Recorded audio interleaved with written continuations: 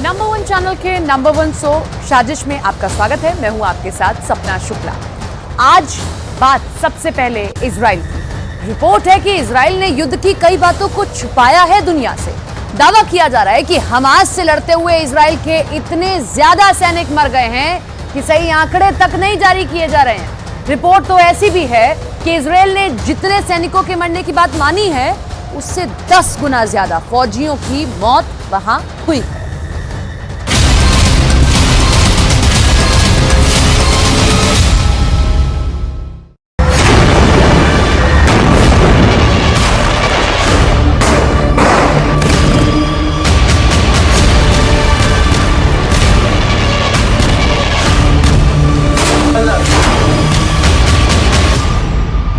हथियारों के मामले में इजरायल को दुनिया का एक बहुत ताकतवर मुल्क माना जाता है। इजरायल का एरो एयर डिफेंस इतना ताकतवर है कि इजरायल दावा करता है कि अगर 2000 किलोमीटर दूर से भी कोई मिसाइल इजरायल की तरफ लॉन्च होती है तो मिसाइल लॉन्च होते ही इजरायल का एयर डिफेंस सिस्टम एक्टिव हो जाता है। जब तक इजरायल अपनी एयरफोर्स के माध्यम से गाजा पट्टी पर बमबार्डिंग करता रहा, तब तक इजरायल के सैनिकों के मारे जाने की संख्या का आंकड़ा लगभग स्थिर रहा। लेकिन जैसे ही इजरायल ने अपना ग्राउंड ऑपरेशन शुरू किया, इजरायल के सैनिकों की मौतों की संख्या लगातार बढ़ती गई। लेकिन अब जो समाचार फिलिस्तीन के अखबार छाप रहे हैं उससे ऐसा लग रहा है कि इजरायल की सेना और इजरायल की सरकार इजरायल के सैनिकों की मौत के आंकड़ों को छुपा रही है।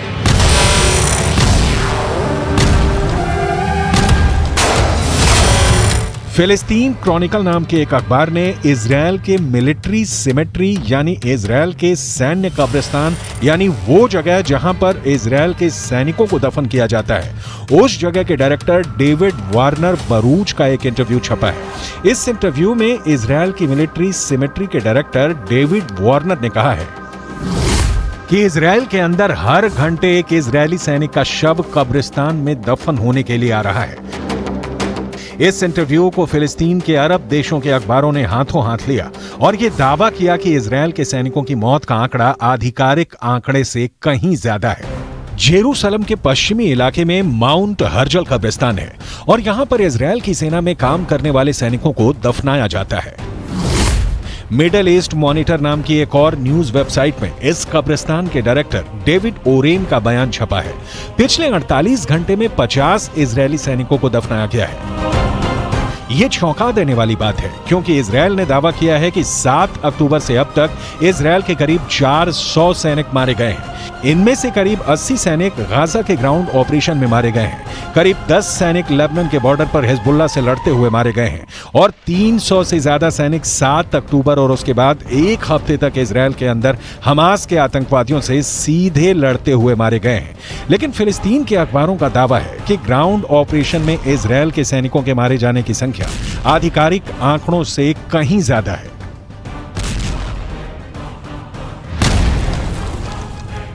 अगर इजरायल के मिलिट्री सिमेट्री यानी सैन्य कब्रिस्तान के डायरेक्टर डेविड वारेन के आंकड़ों को सही माने और इस हिसाब से अनुमान लगाएं कि हर घंटे में एक सैनिक की मौत हो रही है, तो इजरायल के ग्राउंड ऑपरेशन को लगभग 30 दिन हो चुके हैं। एक दिन में 24 घंटे होते हैं यानी 30 दिन में 720 घंटे होते हैं।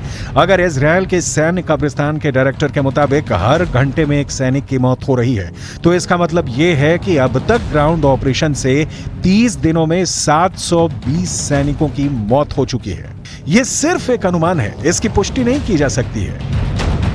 इतना ही नहीं, हिजबुल्लाह ये दावा करता है कि लेबनान के बॉर्डर पर जो जंग चल रही है उसमें हिजबुल्लाह के 80 लड़ाके मारे गए हैं, जबकि इजरायल के करीब 10 सैनिक मारे गए हैं। जबकि हिजबुल्लाह को सपोर्ट करने वाले देश ईरान के सर्वोच्च नेता खामनेई भी ये बयान जारी कर चुके हैं। इजरायल के ज्यादा सैनिक मारे गए हैं, लेकिन इजरायल आंकड़ों को छुपा रहा है। अब ऐसे में सवाल ये उठता है कि क्या वाकई में इजरायल की सेना अपने मारे गए सैनिकों के आंकड़ों को छुपा रही है?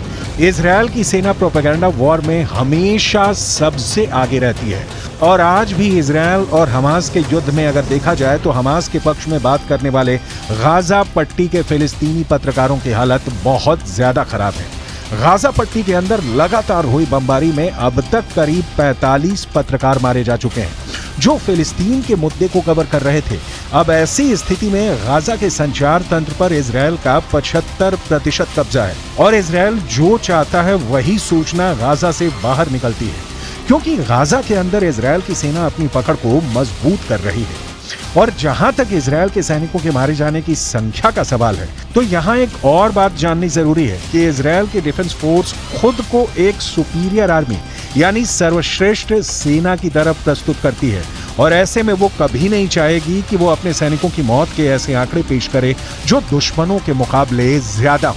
लेकिन यहाँ पर नोट करने वाली बात यह भी है कि इजरायल की ये सैन्य नीति है कि वो हमेशा दुश्मन के 10 गुना आदमी ज्यादा मारता है। और अब तक के आंकड़ों पर गौर करें तो गाजा के अंदर 15,000 से ज्यादा लोग मारे जा चुके हैं और करीब 7,000 लोग मलबे में दफन हैं। इनमें से मारे गए बच्चों की संख्या तो करीब 7,000 हो चुकी है। यानी गाजा में एक बहुत बड़ा नरसंहार हो रहा है। लेकिन उसके बाद भी अमेरिका के नेशनल सिक्योरिटी काउंसिल के प्रवक्ता जॉन किर्बी ने पत्रकारों के सामने एक प्रेस कॉन्फ्रेंस में यह कहा है कि गाजा पट्टी में कोई नरसंहार नहीं हो रहा है। ये पूरा बयान आपको सुनाएंगे और इसके आगे आपको ये भी बताएंगे कि कैसे जॉर्डन भी गाजा पट्टी के जख्मों पर नमक छिड़क रहा है। लेकिन सबसे पहले अमेरिका के उस पाखंड के बारे में बताना जरूरी है जो बिल्कुल साफ नजर आ रहा है। यूक्रेन और रूस के युद्ध में जब पुतिन की मिसाइल यूक्रेन पर कहर बनकर टूट रही थी और करीब 1000 यूक्रेनी बच्चे हताहत हुए थे, तब अमेरिका ने यह कहना शुरू कर दिया था कि पुतिन नरसंहार कर रहे हैं। लेकिन गाजा पट्टी के अंदर हजारों मौतों के बाद भी अमेरिका इसे नरसंहार नहीं मान रहा है। यह अमेरिका के दोहरे मापदंडों का बुक टेक्स्ट एग्जाम्पल है।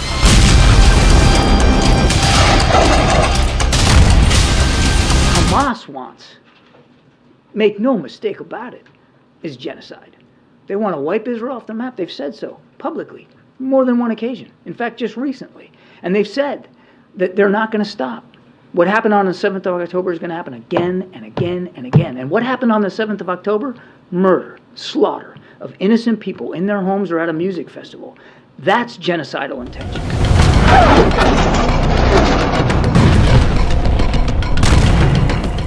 मलेशिया के प्रधानमंत्री अनवर इब्राहिम ने कहा है कि यूक्रेन की घटनाओं को नरसंहार मानना और गाजा पट्टी की मौतों को नजरअंदाज करना वैश्विक पाखंड है। दूसरी तरफ अगर देखा जाए तो अब तक गाजा पट्टी के अंदर 30,000 से ज्यादा लोग घायल हैं और गाजा पट्टी के अस्पतालों की हालत क्या है ये पूरी दुनिया को नजर आ रही है। जॉर्डन ने गाजा पट्टी के घायल लोगों के लिए इजिप्ट के अंदर एक फील्ड हॉस्पिटल बनाया है। किंग अब्दुल्ला के बेटे खुद इस अस्पताल की निगरानी करने के लिए गए। लेकिन आपको जानकर हैरानी होगी कि इस फील्ड हॉस्पिटल में मात्र 40 बेड हैं, जबकि गाजा के अंदर 30,000 से ज्यादा लोग घायल हैं। और इन हालातों में एक फील्ड हॉस्पिटल में मात्र 40 बेड का इंतजाम लोगों के साथ एक क्रूर मजाक है। بس اهم شيء المعنويات تضل عاليه ان شاء الله. ان شاء الله احنا زي ما بنعرف الجيش العربي ما شاء الله احنا دائما بنقوم بالواجب. اقل شيء بنقدر نعمله انه نحاول نساعد اخواننا في غزه وفلسطين. فاكيد بدنا نعمل اكثر دائما بس انتم ما شاء الله يعني فرصه انكم تساعدوا الناس ونقدم الشيء اللي هم محتاجين. ان شاء الله. ان شاء الله. احنا كلنا فخورين فيكم وراح نتابع كل الامور اول باول. اهم شيء التنسيق بيناتكم والمعنويات تضل عاليه.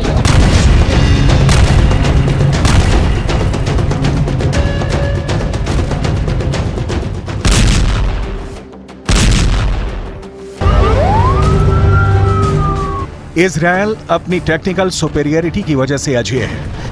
पिछले हफ्ते इजरायल ने हमास की ताकत को इस कदर नेस्तोनाबूद किया था कि पिछले हफ्ते 72 घंटे में इजरायल की राजधानी तेल अवीव पर एक भी मिसाइल अटैक नहीं हुआ था। और जब सोमवार को तेल अवीव पर एक मिसाइल अटैक हुआ तो जहां से मिसाइल अटैक हुआ उस रॉकेट लॉन्चर को भी गाजा के अंदर जाकर इजरायल ने तबाह कर दिया। ये इजरायल की ताकत है। हमास के प्रवक्ता अबू उबैदा की माने तो हमास के लड़ाकों ने इजरायल के 350 से ज्यादा बख्तरबंद गाड़ियां और टैंकों को उड़ा दिए हैं। हमास का दावा तो ये है कि इजरायल के 150 मरकाबा टैंक उड़ा दिए गए हैं। हमास तस्वीरें भी जारी कर चुका है लेकिन फिर भी हमास की पकड़ गाजा से इसलिए ढीली पड़ चुकी है क्योंकि हमास के बड़े बड़े हेडक्वार्टर्स पर इजरायल ने टैंक चढ़ा दिए हैं। इजरायली नहीं, अल शिफा अस्पताल में काम कर चुके डॉक्टर भी ये मानते हैं कि अल शिफा में हमास का हेडक्वार्टर हो सकता है। टाइम्स ऑफ इजरायल अखबार ने यह दावा किया है कि फ्रांस 24 नाम के एक न्यूज चैनल पर एक ब्रिटेन के डॉक्टर ने इंटरव्यू दिया है। इस डॉक्टर ने 3 साल तक अल शिफा अस्पताल के अंदर काम किया था। गाजा के अल शिफा अस्पताल में काम करने वाले इस ब्रिटिश डॉक्टर का दावा है कि अल शिफा अस्पताल में कई ऐसी जगहें थीं जहां पर उसे जाने के लिए मना किया गया था। ये कहा गया था अगर वो वहां प्रतिबंधित क्षेत्र में जाएगा तो उसे गोली लग सकती है। टाइम्स ऑफ इजरायल ने दावा किया है कि अल शिफा अस्पताल के अंदर हमास का हेडक्वार्टर होने का दावा करने वाले ब्रिटिश डॉक्टर ने अपना नाम नहीं बताया है क्योंकि उसे डर है कि ऐसा करने पर गाजा के अंदर मौजूद उसके सहयोगियों को हमास मार सकता है।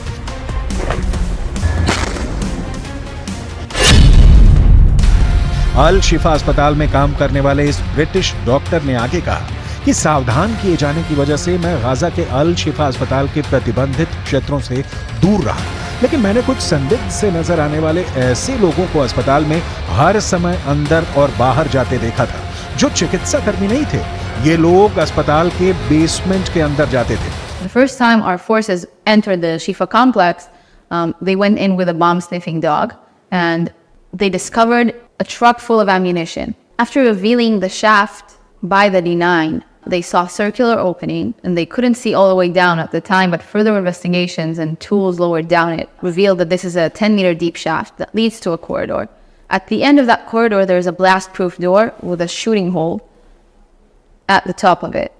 And our forces, after making sure that all defense mechanisms are dismantled, have opened that door that leads to another door that goes deeper into the complex. The understanding that this tunnel goes under the hospital. Israel defence force ने इस British doctor के interview को आधार बनाते हुए एक बार फिर कहा है कि इस इंटरव्यू से साबित होता है कि अल शिफा अस्पताल का इस्तेमाल हमास के आतंकवादियों के द्वारा हेडक्वार्टर की तरह किया जा रहा था।